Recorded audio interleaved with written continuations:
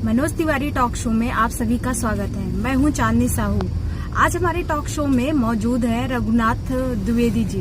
रघुनाथ द्विवेदी जी इलाहाबाद विश्वविद्यालय के पूर्व छात्र अध्यक्ष रह चुके हैं। आइए आपको मिलवाते हैं रघुनाथ द्विवेदी जी से। प्रणाम।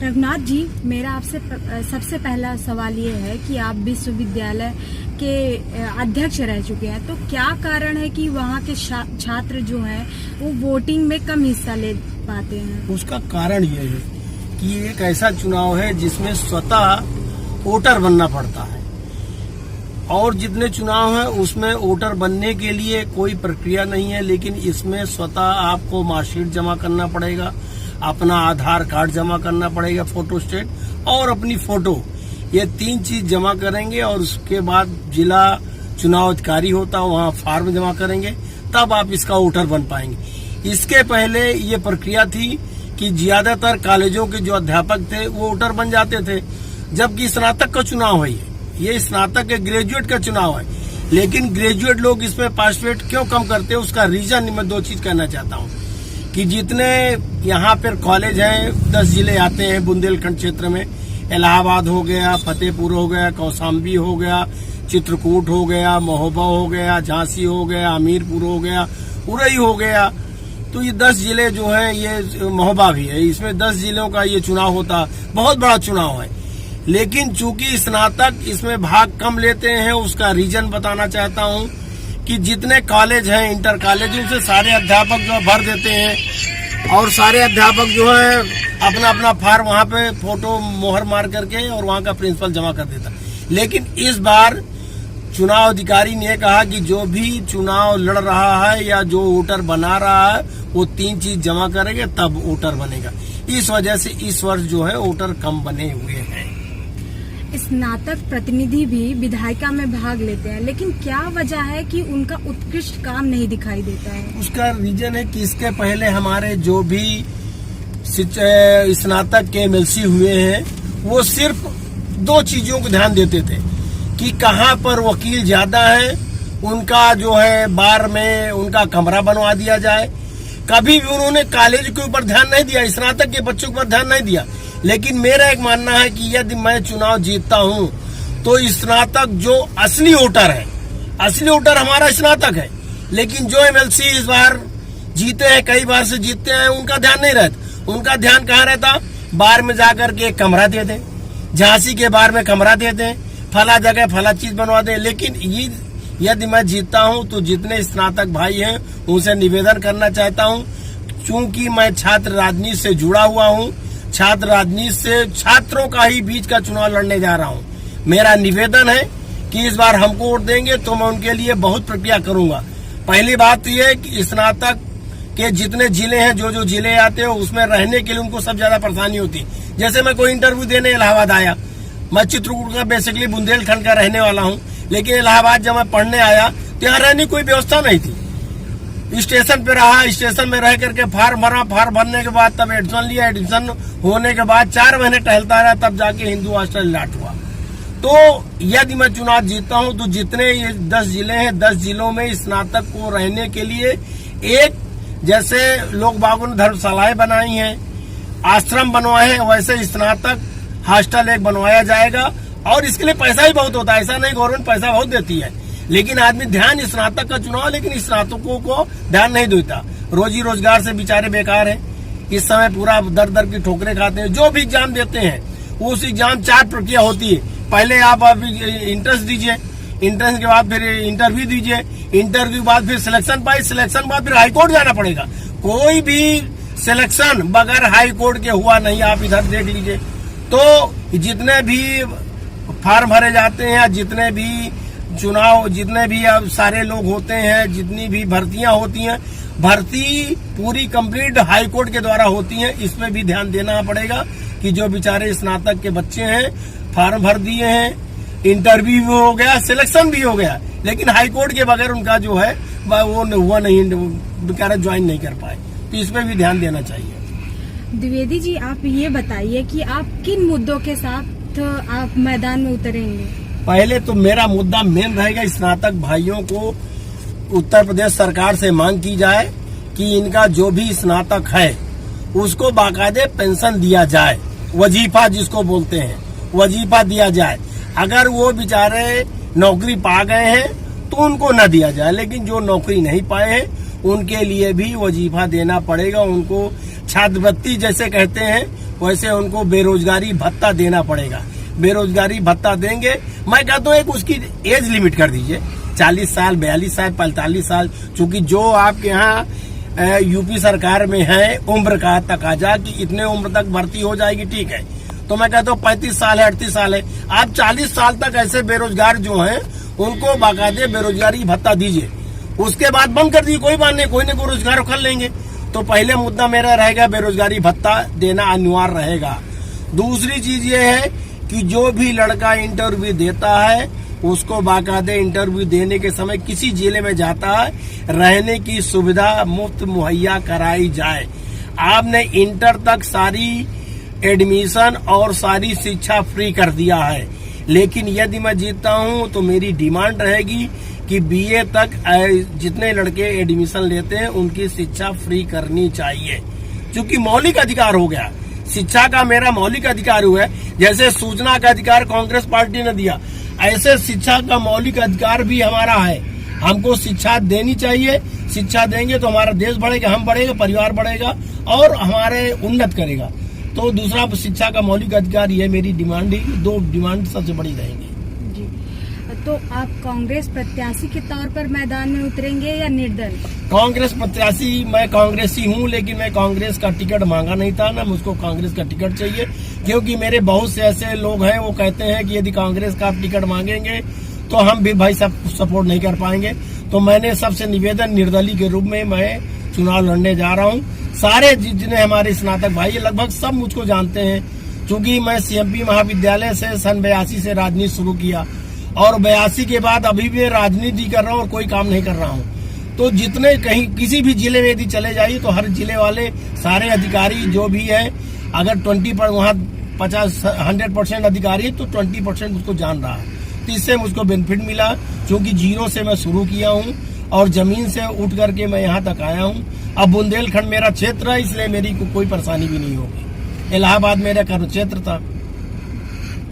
कोरोना ने इस समय पूरी दुनिया को प्रभावित किया, तो कोरोना संकट किस तरह से चुनाव को प्रभावित कर रही है आपके नजरिए में? ये आप इसे किस तरह देखते हैं? चुनाव ये कोरोना की वजह से रुक गया, नहीं जो हमारा चुनाव था ये मई में हो जाता। इसकी जो डेट है वो मई में खत्म हो जाती, लेकिन चूंकि कोरोना आ गया इस वजह से चुनाव टल गया और इस कोरोना की वजह से ही चुनाव टाला गया है। लेकिन इसमें कितना ज्यादा प्रभाव पड़ेगा ये तो पूरा हिंदुस्तान देख रहा है, पूरा वर्ल्ड देख रहा है कि बिजनेसमैन बेचारा हर एक परेशान है, हर एक आदमी परेशान है। हम आज पेपर लेके बैठते हैं तो पहले परिवार कहते हैं भैया इसको सैनिटाइज कर दीजिए तब पेपर पढ़िए। हर एक आदमी दहशत में है, कोई भी बात करता बगल वाले से, कोई परिवार से मिलने आ जाता। हम लोग जैसे अभी कापियां जस रही थी, हम झांसी गए, महोबा गए, बुंदेलखंड गए, सारी जगह गए। टीचर कहते थे बाहर से ही हाथ जोड़ लीजिए नेताजी आप जाइए, हम आपसे मिलेंगे नहीं। इतनी दहशत थी कि कापियां हर सेंटर में जच रही थी।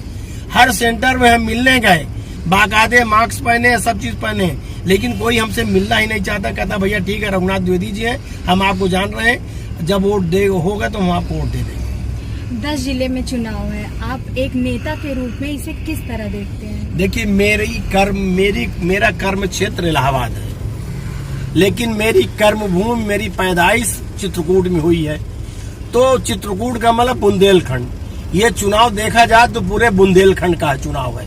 इलाहाबाद में सबसे ज्यादा वोटर बने हैं, लेकिन जो भी हार जीत होती है वो बुंदेलखंड के नाम पे होती है। और एक दो प्रत्याशी को छोड़ करके ज्यादातर बुंदेलखंड क्षेत्र के ही होते हैं, सारे लोग बुंदेलखंड के ही होते हैं। लेकिन बुंदेलखंड का जीतता क्यों नहीं है, उसका रीजन ये है कि अभी तक जो भी चुनाव लड़े हैं वो छात्र नेता थे जरूर। हमारे छोटे भाई हैं प्रदीप मिश्रा अंशवन जी, सीएमपी महाविद्यालय में अध्यक्ष रहे, वो भी चुनाव लड़े हैं, अच्छा चुनाव लड़े हैं। फतेहपुर के रहने वाले तो अच्छा चुनाव लड़े हैं, लेकिन कुछ वोटों से रह गए। लेकिन मेरा कर्म क्षेत्र इलाहाबाद है, इलाहाबाद में पैदा नहीं हुआ, पैदा मैं चित्रकूट में हुआ हूँ, लेकिन मेरी कर्मभूमि और कर्म क्षेत्र दोनों में अंतर है। इस वजह से मैं इस चुनाव को बिल्कुल जीतूंगा, हर हालत में जीतूंगा।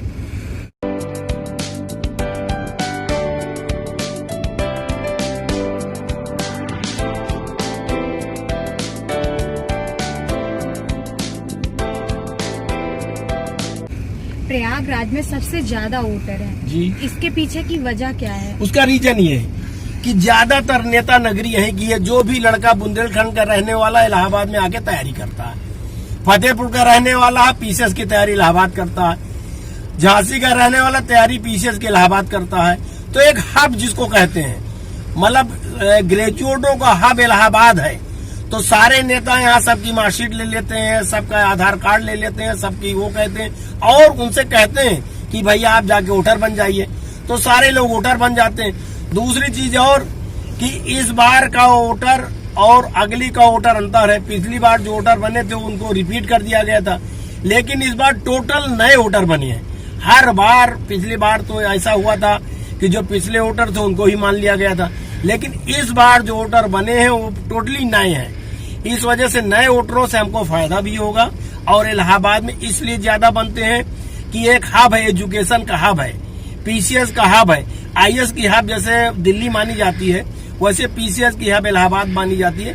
इस वजह से इलाहाबाद में जागरूकता ज्यादा है कि हम भी वोटर बन जाएं, हमको भी हम भी स्नातक का चुनाव में वोट डालेंगे, हम भी वोटर रहेंगे तो अच्छा रहेगा। कम से कम नेताजी हमको जाने, 10 लोग जानेंगे। इस वजह से यहाँ वोटर ज्यादा लोग बने हैं। आपको लगता है कि उत्तर प्रदेश में कांग्रेस फिर से खड़ी हो रही है? कांग्रेस लड़ रही है, खड़ी हो रही है कि कांग्रेस तो खड़ी थी पहले से ही, कांग्रेस कभी गिरी नहीं थी, कांग्रेस तो खड़ी थी पहले से ही। लेकिन सपा बसपा को पीछे कांग्रेस ने कर दिया तो श्योर है। ये दोबारा आप भी पत्रकार हैं, पूरा हिंदुस्तान देख रहा है कि कांग्रेस की लड़ाई प्रियंका गांधी लड़ रही हैं, सोनिया गांधी इस स्थिति में होते हुए भी लड़ रही हैं।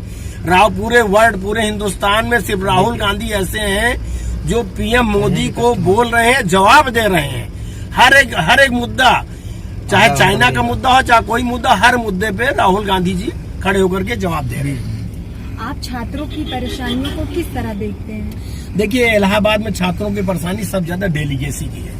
हमारे हॉस्टल सेंट्रल यूनिवर्सिटी हो गई, सेंट्रल यूनिवर्सिटी की हम लोग ने बड़ी लड़ाई लड़ी, बहुत लड़ाई लड़ी, लेकिन हमारे समय सेंट्रल यूनिवर्सिटी हो गई, हम लोग भाग्यशाली हुए। लेकिन अभी दो चीज सेंट्रल यूनिवर्सिटी का नहीं हुआ। एक तो सेंट्रल यूनिवर्सिटी होने के बाद भी हमारा कोई भी मेडिकल कॉलेज नहीं है, हमारा यूनिवर्सिटी के नाम पे मेडिकल हॉस्पिटल नहीं है। और सेंट्रल यूनिवर्सिटी का नियम यह है कि हर एक लड़का जो पढ़ेगा वो हॉस्टल उसको मिलेगा। यहाँ तो हॉस्टल की इतनी मारामारी है। अच्छा, अभी तक जो भी विश्वविद्यालय में वाइस चांसलर आए वो सब यहीं के लोकल ही लड़ाई में रह गए। उन्होंने विश्वविद्यालय के बारे में सोचा ही नहीं, लड़कों के बारे में सोचा ही नहीं। अरे ऑक्सफोर्ड यूनिवर्सिटी कही जाती थी यूपी इलाहाबाद की, पहले टोटल सिलेक्शन इलाहाबाद की यूनिवर्सिटी के 100 में 80% लोग बात पीसीएस होते थे, लेकिन उसका स्तर गिरा है क्योंकि टीचर आपस में मतभेद ज्यादा है, आपस में टांग खिंचौल ज्यादा है। लेकिन हमारे छात्रों की अभी भी पढ़ाई का जो एक लेवल है वो और यूनिवर्सिटी से बहुत अच्छा है। आप बीएचयू बगल में देख लीजिए और हमारे यहाँ का परसेंटेज देख लीजिए, लड़कों का सिलेक्शन देख लीजिए। हमारे यहाँ लड़के ज्यादा सिलेक्ट होते हैं, बीएचयू के लड़के कम सिलेक्ट होते हैं। बीएचयू के लड़के आईटीएन ज्यादा होते हैं और कंप्यूटर के ज्यादा होते हैं। लेकिन जितनी पीसीएस की हब है, कहीं भी आप यूपी में चले जाइए, ज्यादातर लोग आप कहेंगे मैं भैया इलाहाबाद का पढ़ा हुआ हूँ, इलाहाबाद यूनिवर्सिटी पढ़ा हुआ हूँ। तो उसका स्तर भी हमको बढ़ाना, ये भी हमारे लिए एक चुनौती है। वर्तमान सरकार से क्या आप संतुष्ट हैं? इसके बारे में आप बताइए। हिंदुस्तान का क्या, पूरा उत्तर प्रदेश का जो भी है, जो बीजेपी का, वो भी संतुष्ट नहीं है। तो मैं तो भाई एक कांग्रेसी हूँ और कांग्रेस के मुद्दे पर लड़ता हूँ, मैं संतुष्ट कैसे होऊंगा? क्योंकि कारण क्या है, सब आपस में ही यहाँ भी बीजेपी की सरकार जरूर है, लेकिन देखिए स्नातक का चुनाव लड़ रहा हूँ, ग्रेजुएट वालों कोई बातें नहीं करता, बेरोजगारी टहल रहे हैं। अभी पीछे से रिजल्ट निकला, 69,000 वैकेंसी निकली टीचरों को भर्ती के लिए, फिर स्टे हो गया, सुप्रीम कोर्ट ने स्टे कर दिया। अब यूपी सरकार को जाना चाहिए, सुप्रीम कोर्ट को बैन हटाना चाहिए, लेकिन नहीं हटवा पा रही। सुप्रीम कोर्ट गए हैं, अब देखिए क्या दिन में हटता है। भारत की विदेशी नीति पर आप कुछ बोलेंगे? देखिए, ये बड़ा मुद्दा है, इसमें सांसद और ये जब मैं विधायक हो जाऊंगा, एमएलसी हो जाऊंगा, तब मैं बोलूं ठीक भी है। ये सांसद की बात है, संसद के लोग हैं, वो बोले तो ज्यादा अच्छा है। हम छोटे लोग हैं, छोटे नेता हैं, एजुकेशन और इसकी स्नातक की बात करें तो ज्यादा अच्छा है। और विदेश नीति पे बोलने के लिए कांग्रेस पार्टी है, बसपा है, बीजेपी है, सपा, ये सब बोले तो ज्यादा अच्छा रहेगा। आप झांसी बुंदेलखंड के वोटरों के बारे में कुछ संदेश देना चाहेंगे? संदेश उनको देना चाहते हैं कि मैं बुंदेलखंड का रहने वाला हूँ और पैदाइश मेरी बुंदेलखंड में है, कर्म क्षेत्र मेरा इलाहाबाद था। मैं सारे स्नातक भाइयों से निवेदन करना चाहता हूँ कि इस बार जो कर्मशील हो, जो हमेशा संघर्ष किया हो, जो स्नातकों के बीच में रहा हो, छात्रों के बीच में रहा हो, चूंकि ये चुनाव छात्रों का है। आप जितने एमएलसी जीते हैं, आप एक रिकॉर्ड देख लीजिए, सारे टीचर जीते हैं। इसके पहले जो टीचर जो जीते हैं वो टीचर थे इंटर कॉलेज में, उसके पहले जीते थे वो भी टीचर थे, उसके पहले जीते थे माननीय हाई कोर्ट के एडवोकेट थे। स्नातक का कोई भी अभी तक एमएलसी का चुनाव नहीं जीता। मैं स्नातक भाइयों से निवेदन करना चाहता हूं कि अपने हित की लड़ाई, हकूक की लड़ाई लड़ने के लिए एक ऐसे नेता को एमएलसी बनाइए जो आपकी लड़ाई लड़ सके और विधानसभा में, विधान परिषद में आपकी आवाज को उठा सके, आपकी चिल्लाहट वहां गूंजे, आपकी आवाज गूंजे। यहाँ जो भी एमएलसी हो जाता है वो अपना परिवार चलाने लगता है, अपना डिग्री कॉलेज खोल लेता है, अपना इंटर कॉलेज खोल लेता है। मैं यही निवेदन करना चाहता हूँ कि स्नातक भाइयों, इलाहाबाद स्नातक, झांसी स्नातक वालों से निवेदन करना चाहता हूँ कि ऐसे आदमी को जिताइए जो स्नातक की बात समझता हो, दुख दर्द समझता हो, उनकी बात को समझता हो, उनकी चीज को जानता हो कि कैसे वो बढ़े हैं, कैसे वो बढ़ेंगे। यही मैं कहना चाहता हूँ कि इस बार का वोटर जागरूक है और चाहता है कि हम स्नातक को जिताएं। तो उसमें आप देख लीजिए, सबसे अच्छा मेरा ही नाम आएगा, रघुनाथ द्विवेदी का। मैं आपको धन्यवाद देना चाहता हूँ स्नातक भाई जो झांसी और इलाहाबाद के हैं कि हमको जिताएं, अच्छा रहेगा। और बहुत बहुत धन्यवाद। आप लोग देख रहे थे रघुनाथ द्विवेदी जी इस समय झांसी बुंदेलखंड से स्नातक प्रतिनिधि का चुनाव लड़ रहे हैं। उन्होंने किस तरह से छात्रों के परेशानियों के बारे में बात की। हम आगे भी आपको ऐसे ही प्रतिनिधि से मिलवाते रहेंगे। तब तक के लिए दीजिए मुझे